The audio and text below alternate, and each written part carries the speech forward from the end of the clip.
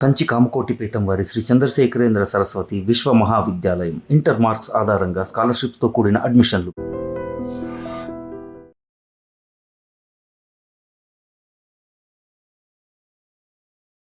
Hi, welcome to I dream తెర వెనుక కథల కార్యక్రమానికి స్వాగతం.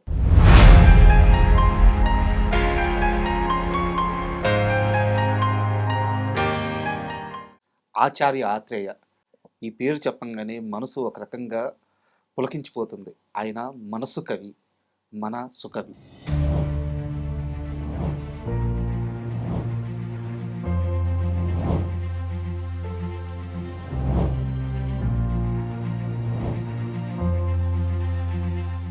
ఆయన రాసిన పాటలు, ఆయన రాసిన మాటలు ఇప్పటికీ తెలుగువారి చెవుల్లో అలాగే ఉండిపోతూ ఉంటాయి. చెవుల్లోనే కాదు, గుండెల్లో కూడా ఉండిపోతాయి. సో అలాంటి ఆచార్య ఆత్రేయ గారి గురించి మనకి మరిన్ని విశేషాలు తెలియజేయడానికి వారితో పాటు కలిసి పనిచేసిన కనగాల జయకుమార్ గారు ఈరోజు స్టూడియోలో ఉన్నారు. వారిని అడిగి ఆత్రేయ గారి గురించి మరిన్ని విశేషాలు తెలుసుకుందాం. హాయ్ సార్, నమస్తే. నమస్తే. సార్, ఆత్రేయ గారు ఆత్రేయ గారు ఉమ్, మేము 'శ్రీరంగనీతులు' సినిమా చేసామండి. ఉమ్, అది నాగేశ్వరరావు గారి సొంత సినిమా. సార్ నాగేశ్వరరావు గారు, శ్రీదేవి పేరు అందులో. సార్ ఆ సినిమా మ్యూజిక్ చేయటానికి అప్పుడు మెడ్రాస్‌లో ఉండేవాళ్ళం. మ్యూజిక్ డైరెక్టర్ చక్రవర్తి. ఉమ్, మేమంతా కలిసి మ్యూజిక్ డైరెక్టర్ చక్రవర్తి వాద్య బృందం, ఆత్రేయ గారు, నేను, కోదండరామిరెడ్డి గారు మొత్తం వచ్చి హైదరాబాద్‌లో అశోక హోటల్‌లో దిగాం. సార్ సో మ్యూజిక్ సిట్టింగ్ ఎక్కడంటే అన్నపూర్ణ స్టూడియోలో మధ్యన ఒక గ్లాస్ హౌస్ ఉంది. అవును. ఆ గ్లాస్ హౌస్లో మ్యూజిక్ సిట్టింగ్ అండి. సో ఆ, వచ్చాము, గ్లాస్ హౌస్లో కూర్చున్నాం. సరిగ్గా 10 గంటలకి నాగేశ్వరరావు గారు వచ్చారు. నాగేశ్వరరావు గారు వచ్చిన తర్వాత అందరం కూర్చున్నాం. కూర్చున్న తర్వాత కోదండరామిరెడ్డి గారు సిచ్యువేషన్ చెప్పారు, సాంగ్ సిచ్యువేషన్ చెప్పారు. నాగేశ్వరరావు గారు ఇంకా వివరంగా ఆ సిచ్యువేషన్ చెప్పారు. ఇది మంచి రొమాంటిక్ సాంగ్, ఇది ఉమ్, చాలా బాగుండాలి అని నాగేశ్వరరావు గారు చెప్పడం జరిగింది. జరిగిన తర్వాత ఆత్రేయ గారు అలా కూర్చొని వింటారు. ఎవరైనా చెప్పినా వింటారు. వాళ్ళు చెప్పేదానికి లోపల ఆలోచిస్తూ ఉంటారు. లోపల ఆయన కదలడు కానీ ఉమ్. లోపల మాత్రం ఆ మదనం జరుగుతానే ఉంది. మదన డెఫినెట్గా జరుగుతూ ఉంటుంది. ఉమ్, అయితే ట్యూను చేశారు చక్రవర్తి గారు. ఉమ్, ట్యూన్ చేశారు. 2, 3 పల్లవులు చేశారు. ఒక పల్లవి బాగానే ఉంది. తర్వాత ఆ నెక్స్ట్ డే గారు కూర్చున్నాం. కూర్చుంటే సాంగు పల్లవి వచ్చేసింది. చరణాలు కూడా ఆల్మోస్ట్ వచ్చేసాయి. ఉమ్, దీనికి ట్యూన్‌కి ఆత్రేయ గారు పాట రాయాలి. లిరిక్ రాయాలి. లిరిక్ రాయాలి. ఉమ్, సో సెకండ్ డే ట్యూన్ అయిపోయింది. థర్డ్ డే కూర్చున్నాం. ఆత్రేయ గారు పాట రాయలా. ఫోర్త్ డే కూర్చున్నాం. ఉమ్, ఆత్రేయ గారు పాట రాయలా. ఉమ్. ఫిఫ్త్ డే కూర్చున్నాం. సిక్స్త్ డే కూర్చున్నాం. 1 వీక్ అయిపోయింది. రాయడం లేదు. రాయటం లేదు. ఉమ్, మ్యూజిక్ సిట్టింగ్‌కి ప్రతిరోజు నాగేశ్వరరావు గారు వస్తున్నారు. ఉమ్, వస్తున్నారు. ట్యూను పక్కా అయిపోయింది. ఆత్రేయ గారు రాయటంలా. ఉమ్, నాగేశ్వరరావు గారేమో ఇప్పుడు డైరెక్టరు కోదండరామిరెడ్డి గారు ఆత్రేయ గారిని ఇన్స్పైర్ చేసి ఏవో కబుర్లు చెప్పి, అట్ట చెప్పి, ఇట్ట చెప్పి, ఏదో చెప్పి ఆయన్ని ఇన్స్పైర్ చేస్తే పాట రాస్తాడు. ఉమ్, ఈయన నాగేశ్వరరావు గారేమో కోదండరామిరెడ్డి గారిని ఇలా సీరియస్‌గా చూస్తున్నాడు ఆయన. ఉమ్. ఇప్పుడు ఆత్రేయ గారికి చెప్పాల్సిందే ఉంటుంది అనే ఉద్దేశంతో మేము కూర్చుంటాం. ఉమ్. అంతే కదా! అంతే, వారిని మనం ఇన్స్పైర్ ఆ! చేయడం. సో ఆఖరికి నాగేశ్వరరావు గారికి కోపం వచ్చిందండి. ఏంటి 1 వీకు ఉమ్, అశోక్ హోటల్‌లో లాడ్జి, ఆత్రేయ గారికి ఒక రూము, చక్రవర్తి గారికి ఒక రూము, కోదండరామిరెడ్డి గారికి ఒక రూము, మాకొక రూము. ఉమ్, తర్వాత రోజు ఉదయం టిఫిను, అన్నపూర్ణ స్టూడియోకి రావటం, టిఫిన్ చేయటం, మధ్యాహ్నం భోంచేయటం, రాత్రి టిఫిన్ చేయటం. ఎంత ఎక్స్‌పెండిచరు. ఉమ్, ఒక్క పల్లవి రాలా. రాకపోయేసరికి నాగేశ్వరరావు గారికి కోపం వచ్చింది. కోపం వచ్చి ఇక పాట రాదు గానీ మీరు మెడ్రాస్ వెళ్ళిపోండి అన్నారు సీరియస్‌గా. ఉమ్, అనేసరికి సరే ఆత్రేయ గారు ఏమనుకున్నారో మనకు తెలీదు. మాకు మాత్రం చాలా టెన్షన్‌గా ఉంది. అయ్యో! పాట అవ్వలేదే, కనీసం పల్లవి కూడా కాలేదే, ఉమ్, అది ఇదని. సరే ఆ సాయంకాలం రూమ్‌కెళ్ళిపోయామండి. వెళ్ళిపోయిన తర్వాత లిటరల్‌గా కోదండరామిరెడ్డి గారు, నేను, ఆత్రేయ గారు రూమ్‌కెళ్ళి ఆయన కాళ్ళ దగ్గర కూర్చొని ఉమ్, కోదండరామరెడ్డి గారు అయితే ఆయన కాళ్ళ మీద చేతులేసి, గురువు గారు పాట రాయండి సార్, మీరు కనీసం పల్లవన్న రాయండి సార్, వారం రోజులైంది సార్ వచ్చి, కాస్త రాయండి సార్, మీరు చాలా గొప్పగా రాస్తారు సార్, మీరు పాట రాస్తే అదిరిపోద్ది సార్ అని బతిలాడాడు. ఆయన ఆత్రేయ గారు కూల్గా, నేను పాట రాస్తే పాట అదిరిపోద్ది, నేను పాట రాయకపోతే నీకు అదిరిపోద్ది అన్నాడు. అని అన్నాడు. గురువుగారు ఎట్లయినా రాయండి సార్, ఒక పల్లవన రాయండి సార్.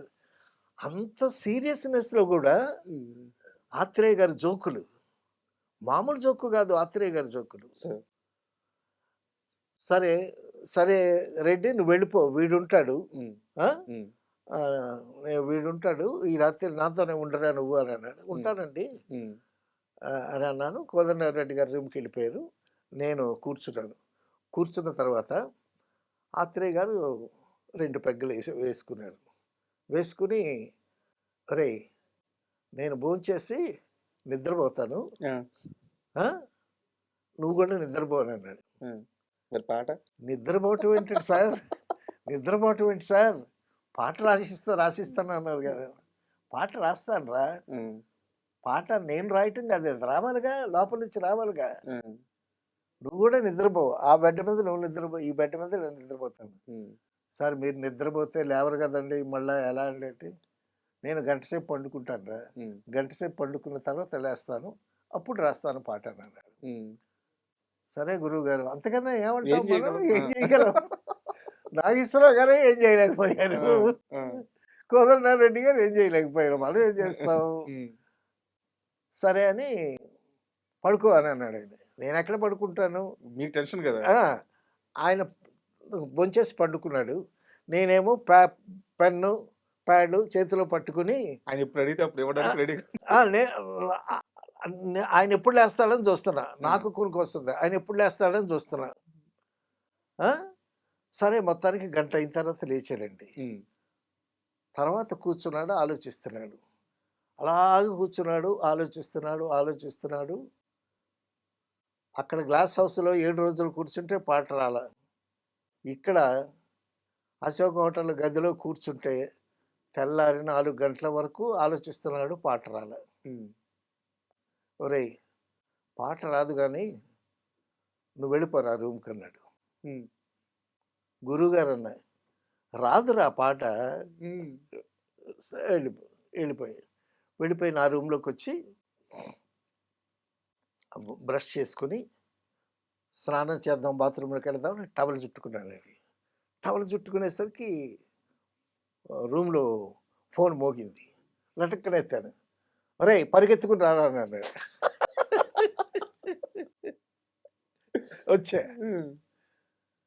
వచ్చి గురువు గారు అన్న, హీరోయిన్ ఎవరా, శ్రీదేవి, రాసుకోని అన్నాడు.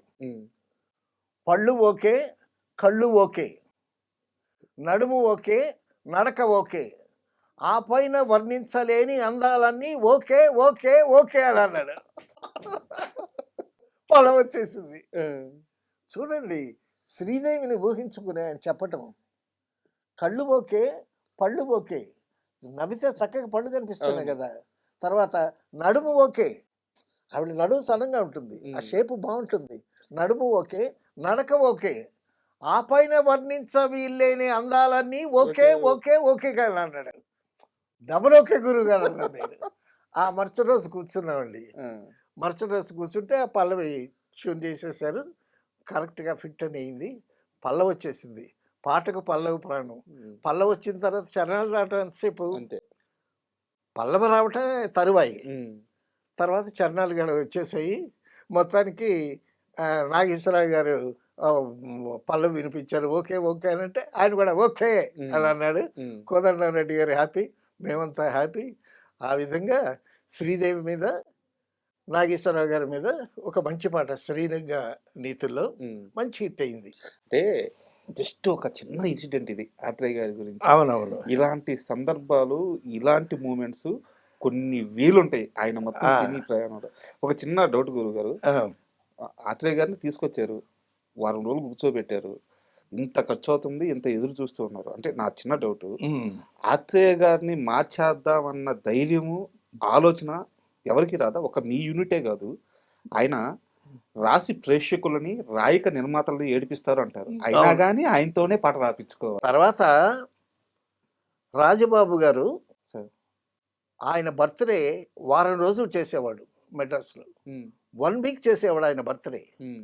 ఒక్కొక్క రోజు ఒక కవికి, ఒక సంగీత మ్యూజిక్ డైరెక్టర్‌కి, ఒకరోజు ఆర్టిస్ట్‌కి అలాగే సన్మానాలు చేసేవాడు. హ్మ్. ఒకరోజు ఆత్రేయ గారికి సన్మానం చేస్తే హ్మ్. ఆత్రేయ గారు అన్నాడు, "నా మీద ఉన్న అపప్రథ నేను పాట రాసి ప్రేక్షకుల్ని ఏడిపిస్తాను. హ్మ్. పాట రాయకుండా నిర్మాత. నిర్మాతల్ని ఏడిపిస్తాను" హ్మ్. అనేటటువంటి మాటలే ఉన్నాయి గానీ, హ్మ్. పాట రాసేటప్పుడు నాలో నేను ఎంత ఏడుస్తానో ఎవరికి తెలుసు అన్నాడు. హ్మ్. అనేసరికి ఓ క్లాప్స్ ఆత్రేయ గారు. తర్వాత అండి రామానాయుడు గారి సినిమా 'అగ్నిపూల్' పనిచేశాను నేను. హ్మ్. పనిచేసేటప్పుడు నాయుడు గారు ఒక 5,000 కట్టిచ్చాడు. "నువ్వెళ్ళి ఆత్రేయ గారి దగ్గర కూర్చొని పాట రాయించుకొని, హ్మ్. రాయించుకున్న తర్వాత ఈ కట్టిచ్చేసిరా. అంతకుముందు ఇవ్వబాకు. ఇస్తే పాట రాయడు" అని అన్నాడు నాయుడు గారు.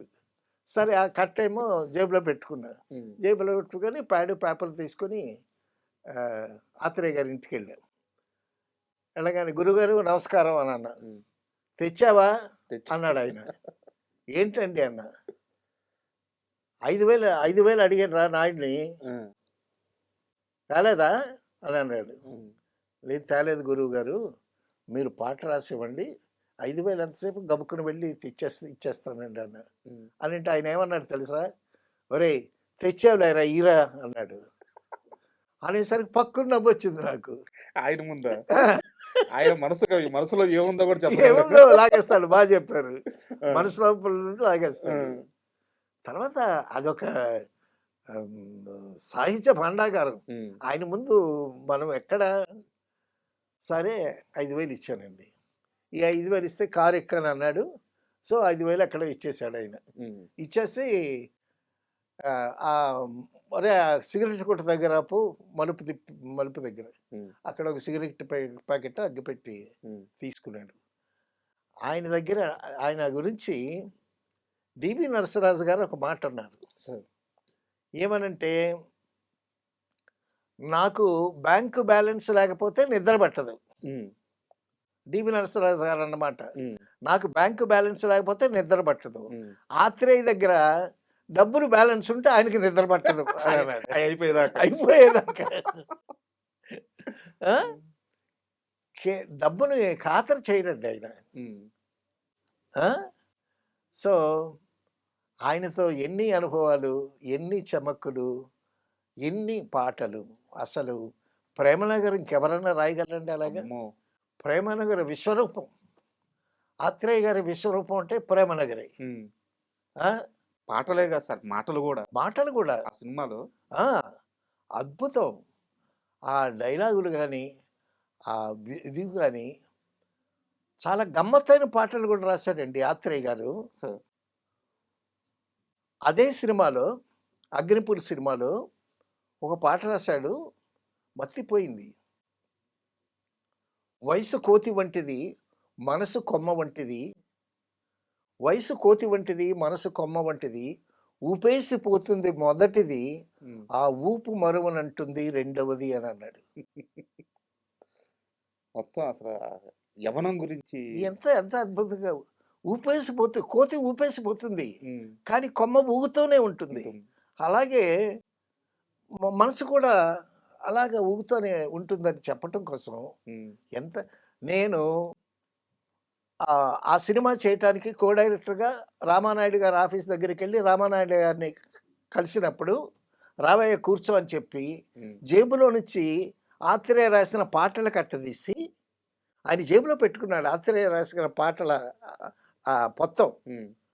ఆయన చదివి వినిపించాడు. హ్మ్. అంత ఆత్రేయ గారంటే రామానాయుడు గారికి కూడా అంత ఇష్టం. తర్వాతండి మరొక గమ్మత్తైన విషయం. హ్మ్. ఆత్రేయ గారు గమ్మత్తులు, చమక్కులు చాలా అద్భుతంగా ఉంటాయి. 'పాత దేవదాసు' సినిమా రిలీజ్ అయిందండి. సార్. అద్భుతంగా ఆడుతుంది. హ్మ్. అద్భుతంగా ఆడుతుంటే ఎందుకో ఆత్రేయ గారు విజయవాడ ఎళ్లారు. హ్మ్. విజయవాడ వెళ్ళి ఆహ్, 'దేవదాస్' సినిమా చాలా బాగా ఆడుతుంది. ఏంటి అసలు అని 'దేవదాస్' సినిమా చూసాడాయన. హ్మ్. చూసి బయటకొచ్చాడు. బయటకొస్తే ఆ కింద క్లాస్‌లో నుంచి ఒకడేమో సినిమా చూసి బయటకొస్తూ కూడి ఎడ్డమైతే పొరపాటు లేదో అని హ్మ్. బయటకొచ్చాడు. బయటకొచ్చి రిక్షా పట్టుకున్నాడు. అతను రిక్షా పుల్లర్ అనమాట. హ్మ్. సో, ఆత్రేయ గారేమో ఆ రిక్షా ఎక్కారు. హ్మ్. రిక్షా ఎక్కి రిక్షా తొక్కి ఎక్కడికో వెళ్ళాలి చెప్పాడు ఆత్రేయ గారు. చెప్తే రిక్షా వాడు తొక్కుతున్నాడు. వీడు ఇంకా కుడి ఎడమైతే పొరపాటు లేదని పాట పాడుతున్నాడు. హ్మ్. ఆత్రేయ గారు ఉండకుండా వాడిని కదిలించారు. "ఏమయ్యా! ఏంటి కుడి ఎడమైతే పాట హుషారుగా పాడుతున్నావు అంత బాగా నచ్చిందా సినిమా" అన్నాడు. హ్మ్. గొప్ప సినిమా గదండీ! హ్మ్. అద్భుతంగా ఉందండి సినిమా. ఏం పాటండి. కుడి ఎడమైతే పొరపాటు వాడు కాస్త కొద్దిగా యేసుకున్నట్టున్నాడు. ఆ ఎంజాయ్‌మెంట్‌లో వాడు పాడుతున్నాడు. అవునయ్యా! కుడి ఎడమైతే పొరపాటు లేదే అంటారు గదా! కుడి కుడి అవుతుంది. ఎడమ ఎడమ అవుతుంది. కుడి ఎడమైతే ఎడమ కుడైతే అది పొరపాటే కదా! హ్మ్. అని అన్నాడు. భలేవారండి. హ్మ్. గొప్ప కవి రాశాడండి ఆ పాట. హ్మ్. పాట రాశాడయ్యా! బానే ఉందయ్యా! ట్యూన్ కూడా బానే ఉందయ్యా! కుడి ఎడమ అవుద్ది. ఎడమ ఎలాగవుద్ది? ఎడమ కుడి ఎలాగవుద్ది? అని అన్నారంట. ఇదిలా పెడితే ఈ సాంగ్ రికార్డింగ్ అవుతుంది. ఘంటసాల గారు పాడుతున్నారు. హ్మ్. సుబ్బరామన్ గారు మ్యూజిక్ చేస్తున్నారు. సుబ్బరామన్ గారి దగ్గర ఆహ్, విశ్వనాథన్ గారు assistant music assistant. Sound engineer something అలాగా? కాదు music director music okay. MS Viswanathan గారు. ఓకే. సో, తర్వాత సుబ్బరామన్ గారి దగ్గర ఘంటసాల గారు కూడా అసిస్టెంట్‌గా చేసాడు. హ్మ్. అసిస్టెంట్‌గా చేస్తున్న ఆయన చేత పాటలు పాడించి ఆయన బాగా ఎంకరేజ్ చేశాడు సుబ్రహ్మణ్యం గారు. దేవదాస్ పాటలన్నీ ఘంటసాల గారే పాడేవి సరే. కదా! మధ్యలో సుబ్బరామన్ గారు చనిపోతే ఎంఎస్ విశ్వనాథ్ గారు కంప్లీట్ చేశారు.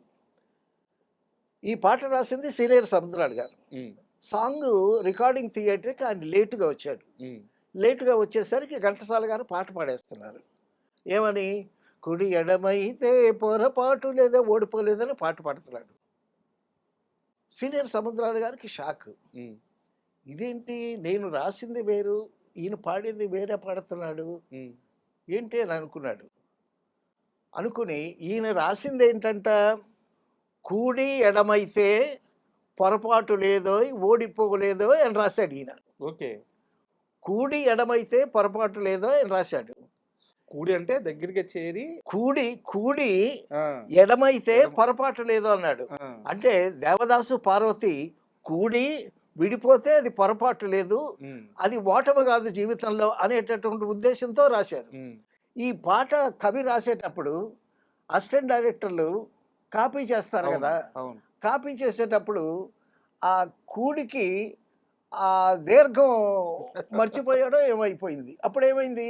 కుడి ఎడమైతే పొరపాటు లేదు అని ఆ కాగితం ఘంటసాల గారికి వెళ్ళిపోయింది. హ్మ్. ఘంటసాల గారు పాడేస్తున్నారు. హ్మ్. సీనియర్ సముద్రాల గారేమో నేను ఒకటి రాస్తే ఈయన ఇలా పాడుతున్నాడు కదా! హ్మ్. అని అప్పుడు లైవ్ రికార్డింగ్. అప్పుడు పాట టేక్ జరుగుతా ఉంది. ఇప్పుడు ఈయన వెళ్ళి ఆ ఇంజినీర్‌తో చెప్పి పాట ఆపి మళ్ళా మొదటి నుంచి ఆ పాట రికార్డ్ చేయించాలంటే ఎంత శ్రమ. హ్మ్. ఒక మ్యూజిషియను ఒక చిన్న రిథము తప్పు వాయించినా కూడా మళ్ళా మొత్తం అంతా రికార్డ్ చేయాలి. సార్. అది లైవ్ రికార్డింగ్ డే అప్పుడు. మొత్తం అవచ్చది. మళ్ళీ. సరే సీనియర్ సముద్రాలు గారు ఏమనుకున్నారు? సరే నాగేశ్వరరావు తాగుబోతు కదా! హ్మ్. తాగుబోతు పాడే పాట కదా! ఆ తత్వంలో పోద్దిలే. పర్వాలేదులే ఆ! అని ఈయన వదిలేసాడు. అది ఇక్కడ ఆత్రేయ గారు పట్టుకున్నారు. ఆ! ఏమయ్యా కుడి అవుద్ది, ఎడమ అవుద్ది, కుడి ఎడమ అవుద్దని. అంటే వాడేమన్నాడు తెలుసా? భలే భలే ఊరుకోండి గొప్ప కబురేశాడు. హ్మ్. ఆత్రేయం తెలీదు కదా రిక్షా ఆ! వాడికి. అని ఆ రిక్షా వాడే ఇన్ని ఆత్రేయ గారిని దబాయించాడు. సో, ఆ విధంగా కొన్ని పాటలు తర్వాత మీకు సంగీతం కాస్త కూస్త సంగీతం లయ జ్ఞానం ఉంటే అడగొచ్చు. సార్. ఇప్పుడు కుడి ఎడమైతే పొరపాటు లేదా మీటకు సరిపోతుంది. కూడి ఎడమైతే మీటర్ సరిపోతుందా లేదా అని అడిగితే, కూడి ఎడమైతే ఆన్ బీట్ స్టార్ట్ అవుతుంది కుడి అయితే. కుడి అయితే కుడి ఎడమైతే ఆఫ్టర్ బీట్ స్టార్ట్ అవుతుంది. ఉమ్. సో, అలాగే సరిపోతుంది. ఇలాగే సరిపోతుంది. అసలు ప్రేక్షకులు కూడా అసలు ఇదేం ఆలోచించలేదు. సార్ ఇంతకాలం చిన్నప్పటి నుంచి ఆ పాట వింటున్నాను, ఆ! వాడుకున్న సందర్భాలు ఉన్నాయి. ఆ! దాని వెనక ఇంత కథ ఉందని తెలియదు అసలు. అవునవును. చాలా మందికి తెలీదు. అంటే ఆత్రేయ గారి గురించి మాట్లాడుకునేటప్పుడు హ్మ్. చాలా మంది చెప్పేది అంటే జగ్గయ్య గారి గురించి. ఆ? జగ్గయ్య గారి గురించి. అవునవును. జగ్గయ్య గారికి ఆత్రేయ గారు అంటే విపరీతమైన ఇష్టము. అవునవును. ఆయన పాటలన్నింటినీ కూడా ఒక సంపుటిగా చేసి ఆయనకి నివాళి. అయ్యో! ఆత్రేయ గారి సాహిత్యం అంతా పెద్ద హాఫ్ ఎ డజన్ బుక్స్ అండి. ఆ, ఆత్రేయ గారు మొట్టమొదటి నాటక రచయిత. ఉమ్, విశ్వశాంతి, కప్పలు, ఎన్‌జీఓ ఎటువంటి నాటకాలు రాశాడు ఆయన. ఉమ్, ఆయన మొట్టమొదట డైలాగులే రాశాడు. పాటలు రాయలా. సార్. తర్వాత ఇండస్ట్రీకి వచ్చిన తర్వాత ఆయన డైలాగులు బాగా రాస్తుంటే కేఎస్ ప్రకాశరావు గారు, ఉమ్, రాఘవేంద్రరావు గారి ఫాదరు, ఉమ్, "నువ్వు పాట రాస్తావయ్యా, పాట కూడా రాయి" అని చెప్పి ఉమ్, దీక్షలో మొట్టమొదటి పాట రాయించాడు ఆయన. సార్. సో, అక్కడి నుంచి ఆత్రేయ గారు మాటలేంటి, పాటలేంటి అద్భుతంగా ఆయన హవా వెలిగింది. జగ్గయ్య గారు విషయానికి ఆయన ఒక దేవుడిలా చూస్తారంట. అవునవునవునవును. ఉమ్, తర్వాత ఆయన బుక్స్ అన్ని ఆయనే జగ్గయ్య గారే ప్రింట్ అవును. చేయించారు. ప్రింట్ చేయించి ప్రింట్ వారికి చేయించారు. నివాళిగా ఇచ్చారంట. ఆ సాహిత్యం మీద చాలా మక్కువ జగ్గయ్య గారికి. ఉమ్, తర్వాత జగ్గయ్య గారు బాగా చదువుకున్నాడు. తెలుగు సాహిత్యం మీద పట్టుంది. రవీంద్రనాథ్ ఠాగూరు గీతాంజలి ట్రాన్స్లేట్ చేశాడు జగ్గయ్య గారు. సార్. సో, సాయంకాలం పూట జగ్గయ్య గారితో కూర్చొని వీళ్ళందరూ చక్కగా రిలాక్స్ అయ్యి ముచ్చట్లాడుతూ సాహిత్యం గురించి, సంగీతం గురించి ఉమ్, మాట్లాడుకుని కాలక్షేపం చేసేటటువంటి గ్రూప్ అనమాట సార్. అది. ఆత్రేయ గారంటే, సావిత్రి అంటే ఎంతమందికి ఇష్టమో అలాగే ఆత్రేయ గారన్నా అంతమందికి ఇష్టం. సార్. ఆత్రేయ గారి మీద కోపం వస్తుంది, పాట లేటుగా ఇస్తాడు. నేను పాట ఇవ్వంగానే కోపం అంతా మర్చిపోతారు. ఆ స్థాయిలో పాటిస్తారు. ఆ స్థాయిలో పాటిస్తాడు. నిజంగానండి ఆత్రేయ గారిది ఒక శకం. ఉమ్, పాటకి ఎవరు న్యాయం చేశారు, ఎవరు అన్యాయం చేశారు అనేది పక్కన పెడితే, ఆత్రేయ గారు పాటకి చేసినటువంటి న్యాయం చాలా గొప్ప న్యాయం.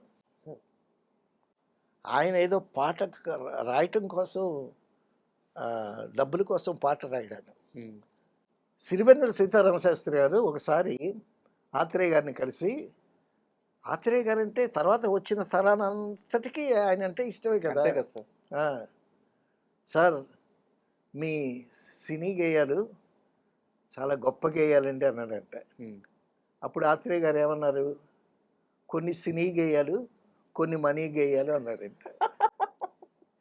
ఇప్పుడు శ్రీవెన్నెల శాస్త్రి గారు తక్కువ వాడా? ఆ, ఏవైనా సరే మీ హనీ గేయాలండి ఈయన అన్నాడు. అలాగే ఆత్రేయ గారితో కూర్చున్న వాళ్ళకి కూడా కవిత్వం వస్తుంది. ఉమ్, ఆ పర్సనాలిటీ, ఆ నవ్వు, ఆయన చెమక్కులు అద్భుతం అండి. అయితే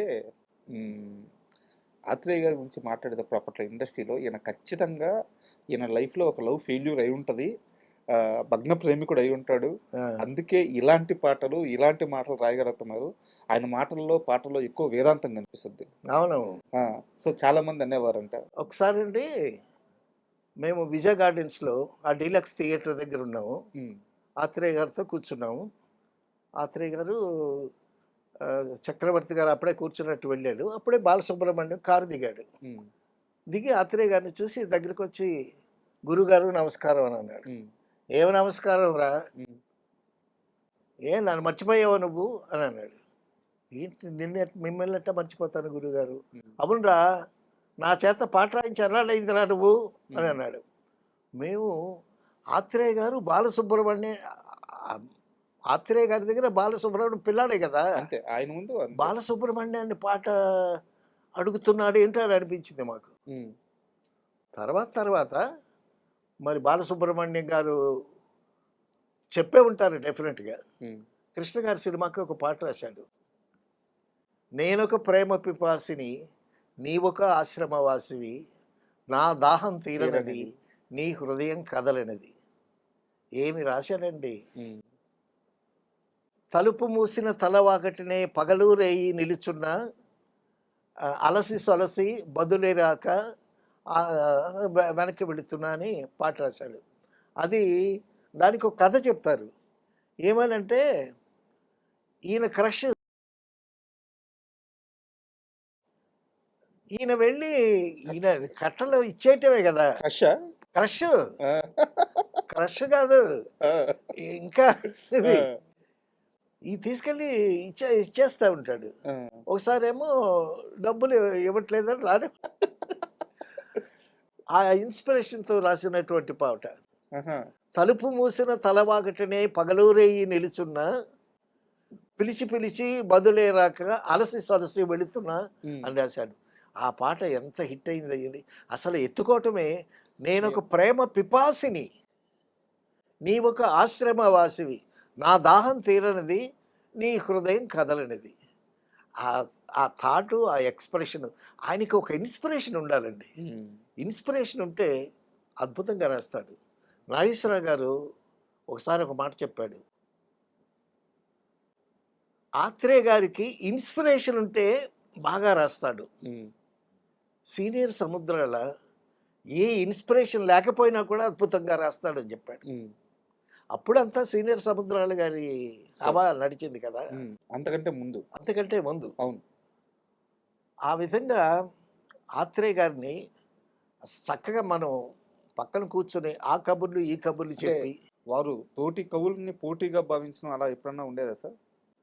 అదేం లేదండి, ఉమ్. అదేం లేదు. ఎవరి ప్రతిభ వాళ్ళది, ఉమ్.